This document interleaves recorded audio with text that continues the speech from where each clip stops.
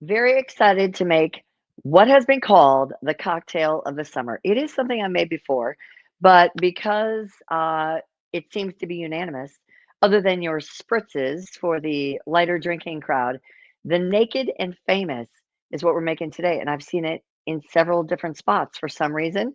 It is the cocktail of the summer. And at first I thought, oh, God, I don't know, how could this be? But this is a cocktail that you could so easily make a big batch of for your friends, but you're going to want to really like these friends because one of the key ingredients is chartreuse. Chartreuse is an investment, okay? It is not inexpensive.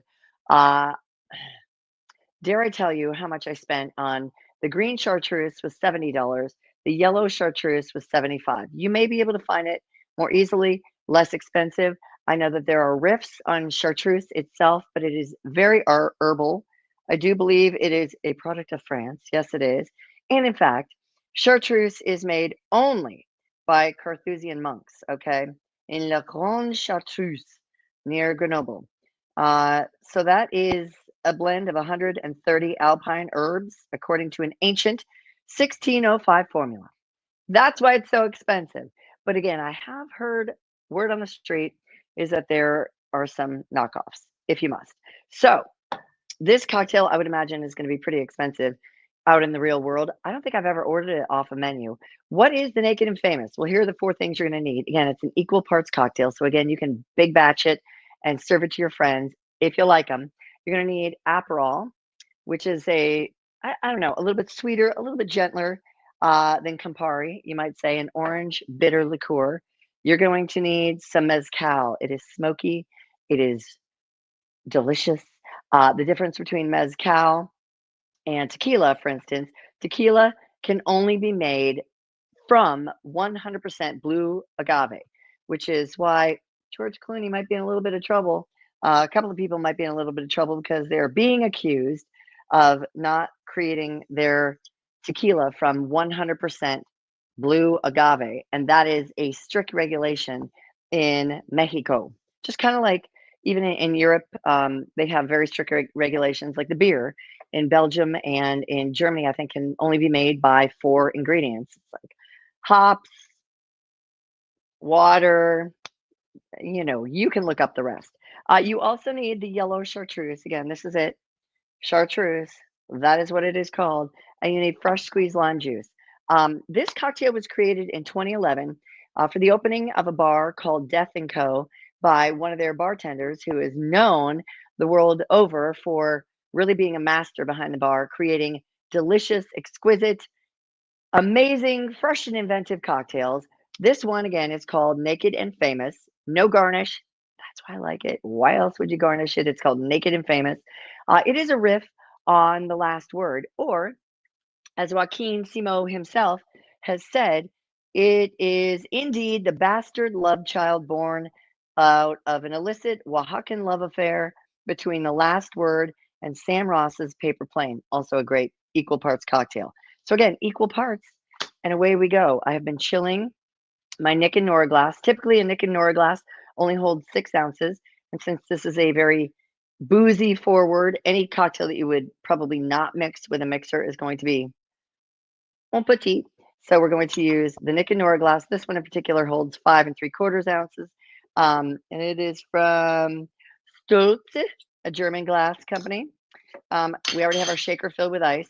We don't want the ice to melt too much because we don't want it to dilute all the herbal, citrus, sharp, tangy, and earthy smokiness of the Naked and Famous. Already measured out 1 ounce because that's what I'm going for.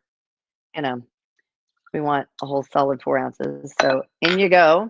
If you're in a pinch, you can always, and you don't feel like squeezing limes, master of mixes, make some really good from concentrate, sweetened lime juice. So this is a little sweetened, I guess.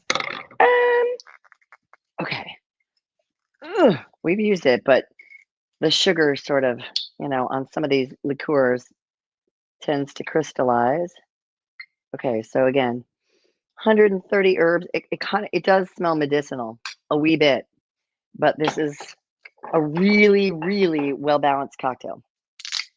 Clearly, if it is equal parts. Bravo to Joaquin Simó and Death and Co. for making it famous around the world. Oops, a wee bit of splash out. And then we will wrap it up with our mezcal. Okay. Oh, this has a cork on it. Yeah, this is a great brand too. Del Maguey. I got the Vita, probably less expensive, knowing me, than some of their other um, labels or whatever. But Del Vita or Del Maguey Vita, good choice. Good choice. But it's all about, right, what you're putting in it. And especially if you're doing a home bar situation, don't use the cheapest stuff unless you really can't tell. Unless you really can't tell. Spoil yourself. Okay. I want to get good at this. This is my summer project. I suck at it. I don't look cute doing it. Oh, God, the bat wings. Okay. Nice and chilled.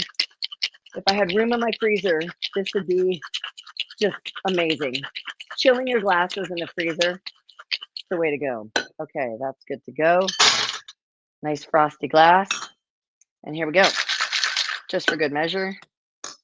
The Naked and Famous. Slightly orange, slightly pink. We're dropping things. What else is new? There you go. 4 ounces of utter perfection. The drink of the summer. According to everybody, everybody's saying so. It's the word on the street. Oh, yeah.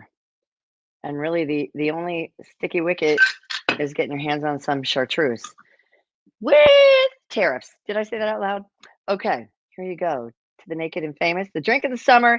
Hope you have an amazing, amazing summer. Hope we all do. Cheers to you.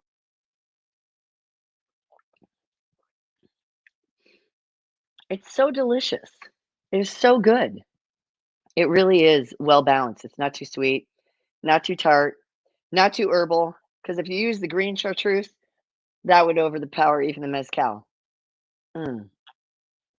I'm telling you, even somebody that doesn't like mezcal, if they don't like tequila at all, maybe this is not the drink for them. But if they think it's too smoky or too spicy, try this.